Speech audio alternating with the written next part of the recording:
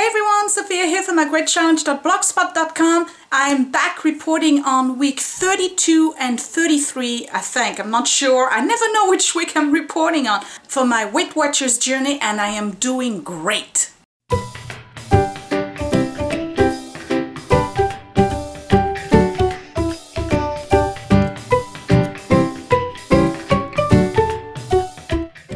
So the last time I saw you, I was telling you about a new system that I was trying out with the group where I was kind of like increasing my level of accountability. I was tracking down, journaling, and taking pictures and posting them every day. I'm going to insert some of them right here so you can see what I'm talking about. And then a lot of you on the group have also asked me to show you how it is exactly that I'm doing it. So first I'm going to talk about the weight loss because there is weight loss. And as always, I have to go and find my app. Okay, so here we go. This is week 32. I had lost 2 pounds, 2 ounces, did fantastic that week. And then the week after that, which was week 33, I regained about half a pound, which is, I don't know, I think it was less actually, it was 6 ounces, something like this. And then I'm still waiting for the weigh-in for that week, but I can tell you right now that I've already lost weight because I weigh myself regularly at home. And the reason why I'm doing this, even though I said I wasn't going to do it, is because it's actually at this time helping me a lot. So where is my track? Right now I'm at 163.6. Again, I started at 178.2 and my goal is 143. So I got another 20 pounds to lose. So my Weight Watcher scales at the meeting is actually 2 pounds, 4 ounces heavier than what I am when I go on my naked scale. So I'm using my scale every other day to kind of see where I'm at during the week and see if I need to adjust. So what did I do that changed? Well, you don't have to use the same system than me, or at least you don't have to use the same format than me. This is a filofax, malden in ochre. You really don't have to get a filofax. I just happen to have it on hand. So this is a filofax that I purchased for Christmas for my husband, who turns out doesn't use it at all. And I kind of knew it wasn't. He'd rather do things on his phone, and I get it. Not everybody's a paper planner. So I had it on hand. I figured, you know what, let me use it because I had bought every single insert that needed to be in there, like the monthly, the weekly, the daily, and all of this. So this is what I'm doing. And I'm going to keep my little weekly meeting things in there, and I also keep my my card. So when I go to the meeting, I take this with me. And again, I started it in March, so the first month of course are going to be empty. So what I do is that every time I weigh myself on my scale, I put the number here at the bottom, and then when I go to the meeting, I put the number here on the top. All right, and I keep doing this, and I put a little X. Do you see that when I'm not tracking, and I have a little check mark when I am tracking.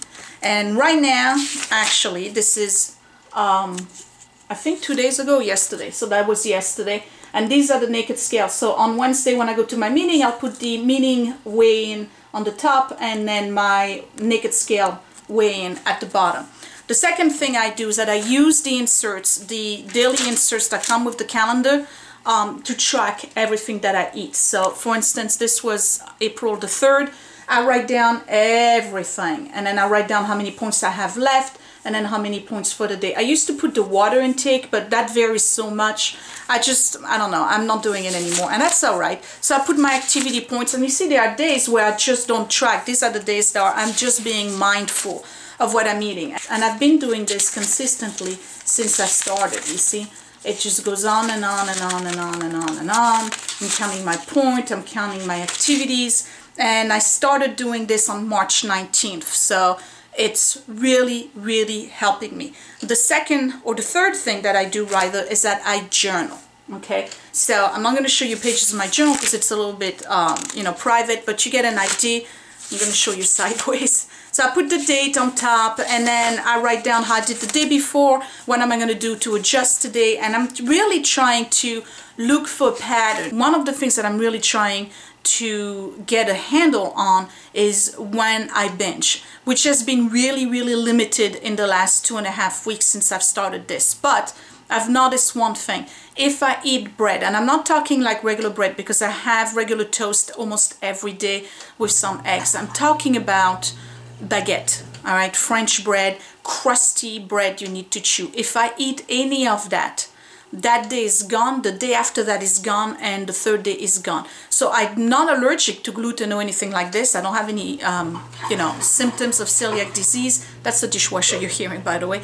It's just, I don't know, I think it triggers something in my brain where I remember what my comfort food is, and I just throw everything out the window. So if I stay away from French bread or any kind of pastry that's crunchy, anything that really requires some serious chewing in order for you to obtain the flavors in your mouth, then I know I'm not going to do good that day and the day after and the day after that. And that's what pretty much happened last week when I regained my half a pound.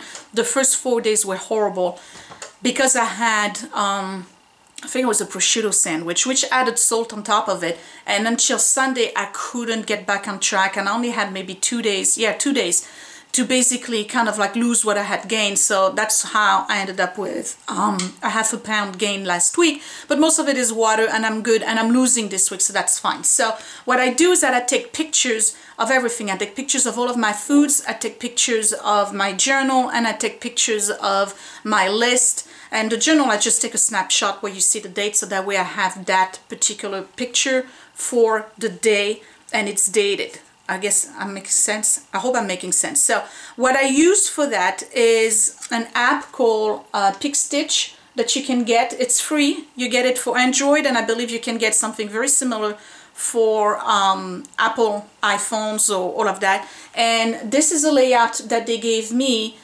for free. There's a lot of layouts that you can get. See, they're all here. All right. So you can choose how many pictures you want. Now, at the beginning, I had like regular little squares and things. And then what happened is that they sent to me one that was for free. And I really like that one. I'm trying to find it now. It's this one right here, because it has the long one in the middle, and it's 7 pictures altogether. And I'm using the long one for the picture of my list or food that I'm eating, for my tracker basically, and then I insert the rest of the foods in there. And then there's always a journal right here, so it's pretty easy to do. All you have to do is like click on one of the pictures, and then you go to photo album, and you pretty much choose the picture you want to use. Let's say, for instance, I'm gonna pick one right now. Here, I just pick the picture, it puts it in for you. You just click done right here. And here you go to pictures inserted, and then you can kind of like move it wherever you want. And then you do the same thing with the other pictures. You save it, and then you just pretty much either print it, or if you want to do that, or you can post it on the group. Same thing here. I'm going to do done. And you see how it inserts the picture in there. So that's basically how I'm doing it. This is building a new level of accountability for me. This is really working, and I'm not doing it necessarily for the group. I'm doing it for me, because I need to stay on track and I need to stay focused. And when I do that and I create this kind of system, that's something that I'm actually looking forward to do. And when I see a blank page like this one, for instance, because I did not journal that day, and actually I did not track that day either, it's a warning sign for me that I'm going down a slippery slope. So it's working out. I'm losing weight, I'm back on track, I'm motivated, I'm helping others be motivated and want to do this alongside of me. The only thing I can do at this point is just encourage you to do the same. Again, you don't have to get a filofax, you can get a notebook and just put sections in it with, you know, put a sticky at some point to let you know you're on the journal, or you do everything into one page, it doesn't matter.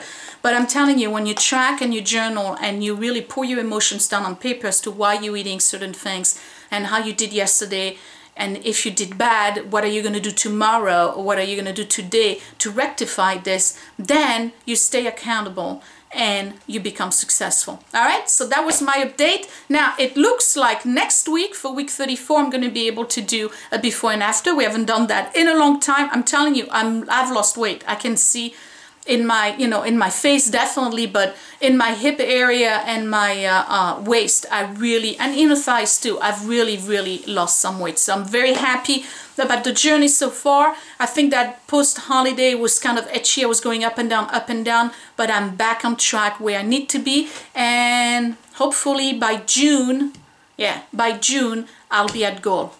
Let's hope I'll be at goal by June. All right? Thank you for watching. I'll talk to you later. Bye.